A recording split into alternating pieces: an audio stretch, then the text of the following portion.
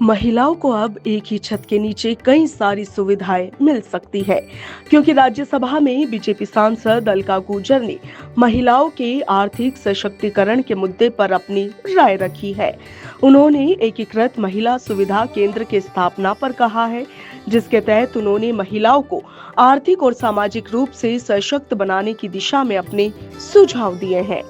सांसद अलका गुर्जर ने कहा कि आज देश की करोड़ों महिलाएं खुद सहायता समूहों, लघु उद्योगों, हस्तशिल्प, वस्त्र निर्माण और अन्य छोटे उद्यमों के माध्यम से आत्मनिर्भर बनने की दिशा में आगे बढ़ रही है। सरकार द्वारा कई तरह की योजनाएं संचालित होने के बावजूद भी महिलाओं के सामने सबसे बड़ी चुनौती प्रशिक्षण के बाद वित्त, सरकारी प्रक्रियाओं और बाजार तक पहुंच की है। अलका गुर्जर ने कहा कि हर जिले में महिला सुविधा और उद्यमिता केंद्र यानी कि विमेन बिजनेस ग्रोथ हब स्थापित किया जाए, जहां पर महिलाओं को ऋण, जीएसटी, कानूनी सलाह, branding, packaging, digital marketing, e commerce और बाजार से जोड़ने की सुविधा एक ही स्थान पर उपलब्ध हो। उन्होंने कहा है कि इन केंद्रों में एकल महिला सरकारी सेवा काउंटर बनाया जाए, जहां महिलाओं को राशन कार्ड, जाति प्रमाण पत्र, मूल निवास प्रमाण पत्र, आय प्रमाण पत्र, पेंशन, विभिन्न सरकारी योजनाओं,